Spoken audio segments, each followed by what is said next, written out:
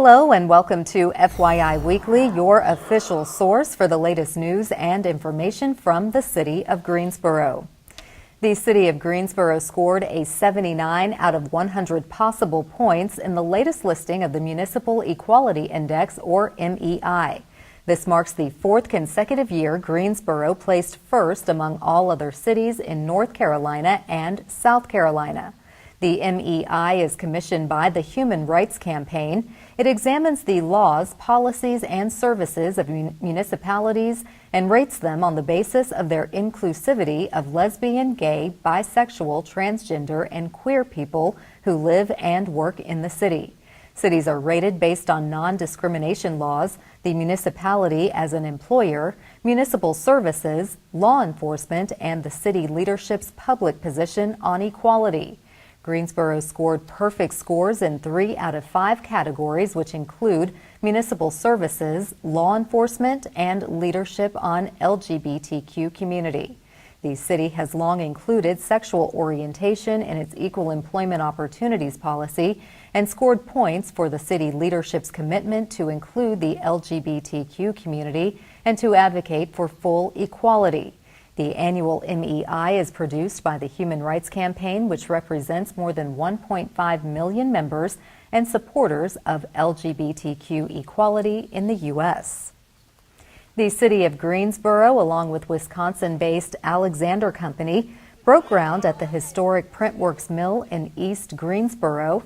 This is the next step of rehabilitating the property into a vibrant mixed-use community in Greensboro's blossoming Mill District. The roughly 470,000 square foot building located at 1700 Fairview Street will deliver mixed-income residential apartments, interior parking, retail space, and climate-controlled self-storage facilities. The new community will also feature a wide array of amenities to match the interest of residents and visitors, including a club room, fitness center, grilling area, swimming pool, landscaped courtyards with gazebos, and an extension of the Greensboro Greenway.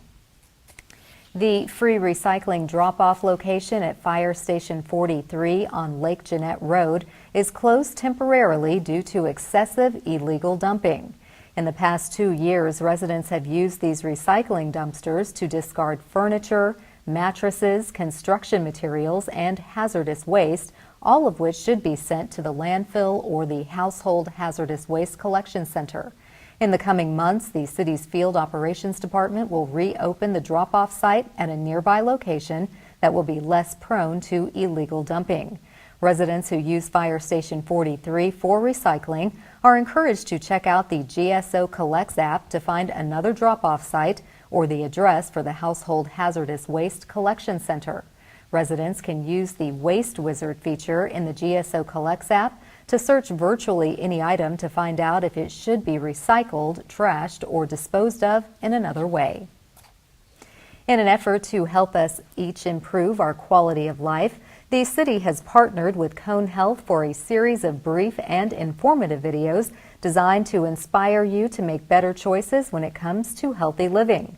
Let's check in with our friends at Cone Health for today's News for Your Health. It is estimated that 30 to 40% of children do not get enough sleep. Does your child get enough rest? So sleep is so important to health, whether you're 8 or 80 years old. It's a time for your body to restore and rebuild and for your brain to process all of the new information it's learned throughout the day. But it's even more important for children and teenagers because it has such a direct impact on their physical and mental development. According to the National Sleep Foundation, children between the ages of 1 to 2 need 11 to 14 hours of sleep throughout a 24-hour period. Ages 3 to 5 need 11 to 13 hours of sleep throughout a 24-hour period. School-aged children between 6 and 13 need 9 to 11 hours of sleep at night. And teenagers between 14 and 17 years need 8 to 10 hours of sleep at night. But teenagers, when they hit puberty, it does affect their sleep-wake cycle, so it does make it harder for them to fall asleep in an earlier hour. So signs that your child may not be getting enough sleep, if they have hyperactivity, trouble focusing in school, a very difficult time waking them up in the mornings, or falling asleep at school. So what can we as parents do to ensure that our child gets a good night's rest? First, you need to make sleep a priority in your house. Educate your children on why sleep is important and why they need so much sleep, and be a good role model as a parent and let them see that sleep is a priority to you. Next, you need to be consistent. And need consistent bedtime and wake-up times, regardless whether it's a weekday, a weekend, or a school break. It's okay to occasionally let your child stay up later than normal or sleep in later than normal, but don't make this a habit, because this will make it harder for them to get back into the routine, and it may lead to sleep problems. They also need a consistent bedtime routine. For younger children, this could be taking a warm bath, reading them a book, having a few minutes of snuggle time. For older children and teenagers, it can be a hot shower, reading themselves a book, or listening to calming music. You do want to limit screen time and keep all electronic devices out of the bedroom. Electronic devices such as TVs, cell phones, laptops, tablets, all of these can seriously impact your child's ability to fall asleep and stay asleep. The lights and glow from these devices actually stimulate their brain. It can cause frequent awakenings throughout the night. Next, you need to limit their caffeine. Sodas, coffee drinks, energy drinks, all of these will stimulate the child and make it very hard for them to fall asleep. And you also need to be aware of chocolate, because it also has caffeine in it. Next, you need to get your child exercising. Anything to keep them active during the day will help them sleep better at night. And keep your child's bedroom comfortable. A cool temperature is the ideal sleeping environment. You might want to consider room darkening shades if there's outside light that interferes with their sleep. And a white noise machine can always be good to help drown out outside noise. When children get the recommended hours of sleep, it helps them focus better, whether it's a toddler learning how to walk or a teenager learning how to drive.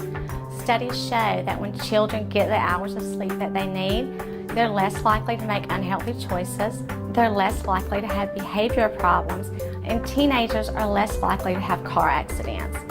If you're still concerned about your child's sleep patterns, please consult your child's pediatrician or family physician.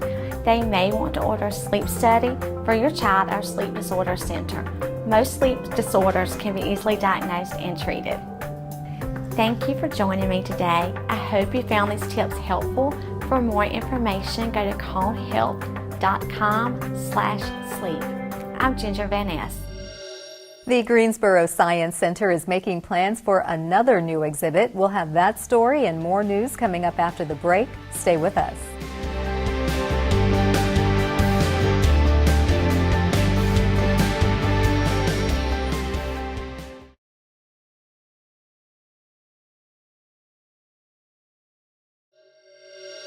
Welcome back. The City of Greensboro is seeking input from residents about how the city should grow during the next 20 years. It's all part of Planet GSO, a multi-phased process to update the city's comprehensive plan using the public's thoughts and ideas. Since it's been 15 years since this plan was updated, the city values your ideas and encourages everyone to attend the public input sessions. Public comments captured so far have helped the planning department staff develop proposed goals. The goals include community, neighborhoods, identity and experience, economic prosperity, connections, and built environment. The community conversations will have a casual, comfortable feel of a cafe. The meetings will run from 4 p.m. to 7 p.m. hosted at various city locations starting on Wednesday, October 24th and wrapping up on Tuesday, November 27th. To learn more about the comprehensive plan, visit the city's website. Sue Cole, incoming board chair at the Greensboro Science Center, has announced her family will make a generous contribution for the creation of the Cole Family Butterfly House and Monarch Conservation Project. This exhibit will spotlight native butterfly species with a special emphasis on the iconic but diminishing monarch butterfly. The future Cole Family Butterfly House and Monarch Conservation Project will create a lush garden space nestled between the Science Advancement through Innovative Learning STEM Center, currently under construction, and the original Science Center building built by the Junior League of Greensboro in 1957. The future 3,000 square foot butterfly experience will bring attention to the fascinating life and plight of monarch butterflies add another focal point species to the new Conservation and Research Department, inform the community of the importance of planting milkweed, monarch caterpillar's sole source of food, create a fun and dynamic seasonal exhibit filled with native butterflies, and add a new educational experience focused on pollinators and their importance. Other Science Center projects coming down the pipeline include the Greensboro Rotary Carousel, a new front entrance complex, the Revolution Ridge Zoological Expansion, an outdoor Komodo dragon lair, a breeding center for Malayan tigers, and Phase 1 of the Battleground Parks District. The City of Greensboro and Guilford Soil and Water Conservation District are accepting entries for their annual poster contest now until February 15, 2019. Entries are welcomed from children in grades K through 5. Winners will be presented certificates and cash prizes, as well as being recognized at a city council or county commissioners meeting. Students in kindergarten through 2nd grade can register for the poster contest by visiting the Water Resources website. Students in grades 3 through 5 can register for the contest by visiting the Guilford Soil and Water website. For more information, contact LaToya Harris at 336-373-4601. In an effort to spotlight and celebrate local artists, business owners, community builders, and essentially the next generation of leaders, the city is proud to partner with Action Greensboro to introduce our Made in Greensboro series. This day, we place the spotlight on Shannon Fletcher at the Greensboro Science Center.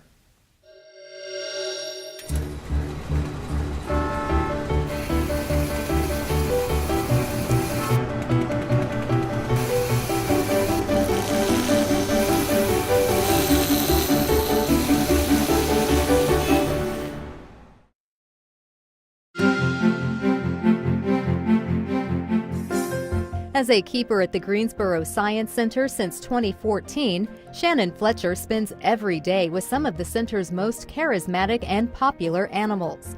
She's responsible for cleaning, feeding, and making food for the center's Asian small-clawed otters and African penguins.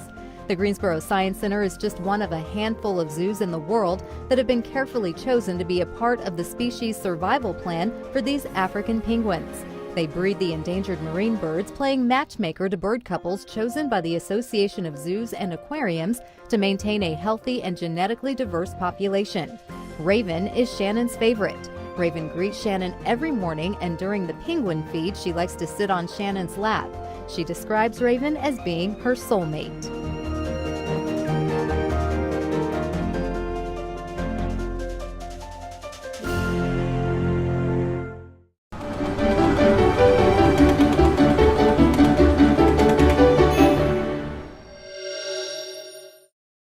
To learn more about Made in Greensboro or to see more images taken by photographers Jerry Walford and Scott Mothersbaugh, visit the Action Greensboro website at madeingso.com.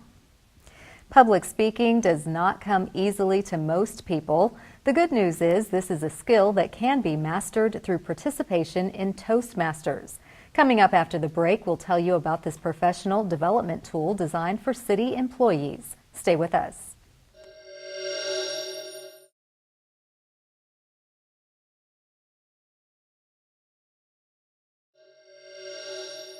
Welcome back to FYI Weekly. Depending on the role you serve with the City of Greensboro, it's not uncommon for employees to make presentations. Naturally, that involves public speaking either during a council meeting or a public information session as examples. Joining me now to tell us how employees can improve their public speaking skills is Rena Comer. She is with the city's HR department and serves as the VP of Education for Toastmasters. Hello, Rena. Welcome to the show. Thank you for having me. Absolutely. Tell me about Toastmasters and how it provides ongoing development opportunities for city employees. Well, our Toastmasters Talk of the Town is connected to and affiliated with Toastmasters International, which actually assists all of our Toastmaster members to do public speaking, become better communicators, as well as to develop their leadership skills. So as individuals, that is essential to either that individual or to that division or to that department or the organization as a whole. Okay, and any kind of development actually gets presented through the Human Resources Department, so that's why this falls under you. That is correct. Okay, so if a city employee wants to join Talk of the Town Toastmasters, what do they need to do? They can simply call the Human Resources Department at 336-373-2020. And the sessions are actually, or the meetings really, are actually every second and fourth Tuesdays. And you can actually go onto our website and look at the list of times and locations that we have so they can join us. Okay, wonderful. And that's pretty convenient to have 2 meetings a month, so that way if they have to skip one, they can get in on the next meeting. How many members have joined Toastmasters since your group started in October 2017? We charted with 40, and since then we have 47 currently in our group. And we do have some membership officers that we do have as well. That includes Rodney Roberts, which is our president, and we have Kevin Johnson, which is our vice president. We have Dana Clerkley that handles our public relations. We have Sylvia Siriani that handles our administration for secretarial. And we have Desi Cofield, who is Sergeant of Arms. Okay, well that's nice to know. There are roles that can be played once you join Toastmasters. What would you say is one major accomplishment Toastmasters has achieved since you've started? Well, the most exciting was this last August in Chicago, Illinois, when Kevin Johnson became one of the 10 finalists at the World Public Speaking Championship for Toastmasters. Wonderful. He did not win, but he is our winner. Absolutely, and that is a world stage because you said this is an international club and this group is part of that. Correct. Excellent. And for future planning in terms of growing, you're 1 year in, what are your strategies and where do you see Toastmasters for the city of Greensboro going? One of the main strategies that were expressed at the convention was to encourage all of our corporate membership groups to make sure that they interacted and partnered with the learning development, which we have done with the city of Greensboro. And the main thing is because we have some deliverables, which includes the partnership deliverables, that includes transferable skills, managerial skills, critical thinking, and experiential learning. Okay, all of which is a human resources element, so we are glad to see the support that Toastmasters is receiving from the city on that level. Correct. Well, Rena, thank you for letting us know about Toastmasters. Come back and keep us updated as you make progress and new accomplishments. Thank you for having me. Thank you. Stay tuned for a little known fact about Greensboro as we tell you something about the city. That's coming up after the break. Stay with us.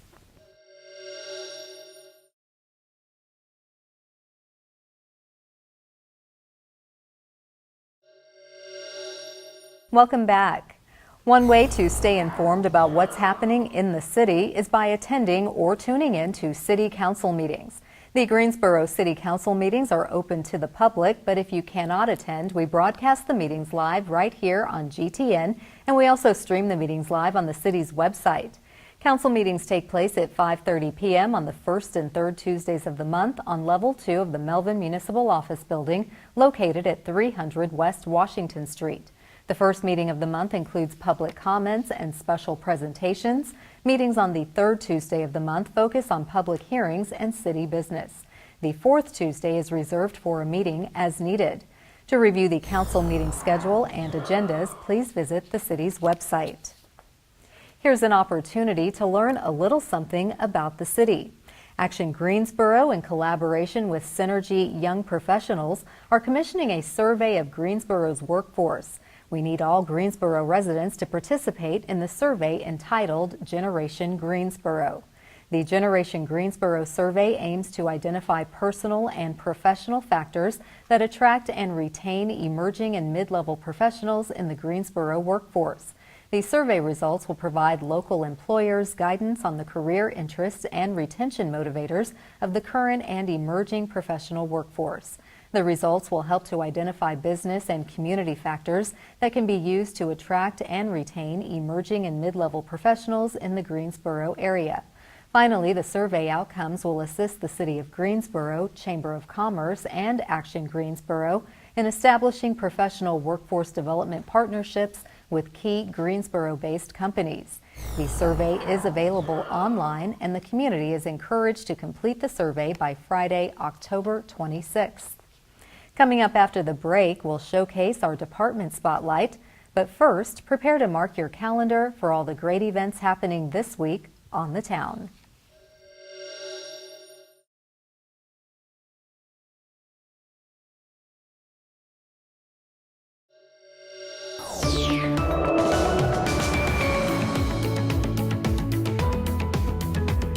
Hey, this is Jody. It's all happening this weekend in Greensboro. Let's get started.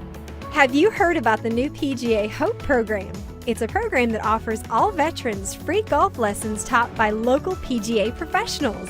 Come by Gillespie Golf Course this Friday from 1 to 3 p.m. and hit a few balls with local professionals in the game. To register, call Ricardo Hannon at 336-373-2626. On Saturday, hang up the Gone Fishing sign as Lake Higgins hosts the Fall Bass Tournament. Gates will open at 6 a.m. and the tournament starts at 7 a.m. The official weigh-in will be at 3 p.m.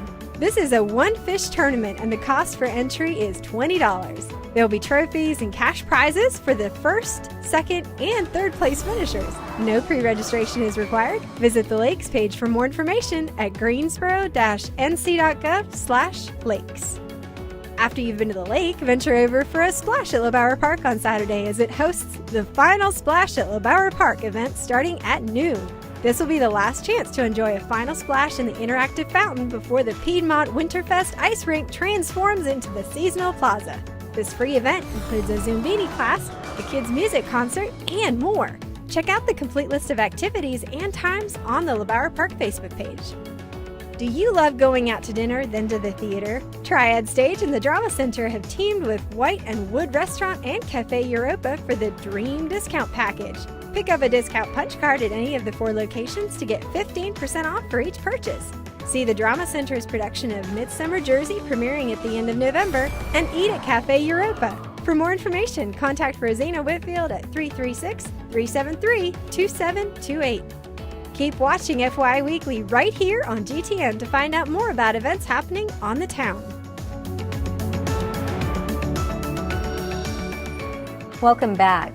The City of Greensboro has more than 22 departments and several divisions committed to serving you, our residents and visitors. Let's go behind the scenes in our department spotlight. Today we place the spotlight on neighborhood development. Staff is preparing to recognize National Lead Poisoning Prevention Week, October 22nd through the 26th. The city's Lead Safe Housing program has assisted with removing hazards in owner-occupied homes as well as rental properties since July 2002.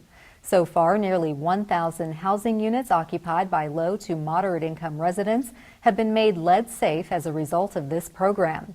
HUD funding for the program has also increased local contractor capacity to deal with this issue through lead safety training programs, provided extensive outreach and information to local families, and increased collaboration and coordination between community agencies. To learn more about lead poison prevention or to see if you qualify for lead paint remediation assistance, please visit the Neighborhood Development Department website. To schedule free lead poisoning tests for children younger than 6, call the Guilford County Department of Public Health at 336-641-7777. On the other side of the break is this week's Way to Go GSO shout out. Stay with us.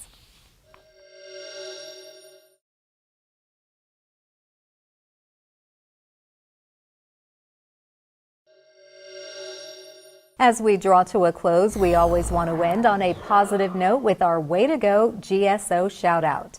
This week's shout out goes to the Human Resources Department.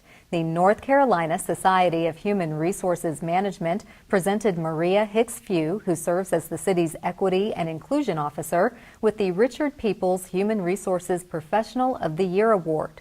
The award recognizes an individual's service to the HR community, services to the HR profession, leadership in the business community, and service to the civic community within the past calendar year. Maria also received the Practitioner of the Year Award in 2016 from the Triangle Industry Liaison Group for her contributions and commitment to promoting equal opportunity and affirmative action in employment. Congratulations, Maria. Thank you for all you do. That concludes this edition of FYI Weekly, but you can easily stay connected to the latest city news by linking to us on Facebook, Twitter, YouTube, and Instagram. For all of us here at the City of Greensboro, thanks for watching, and we'll see you next time.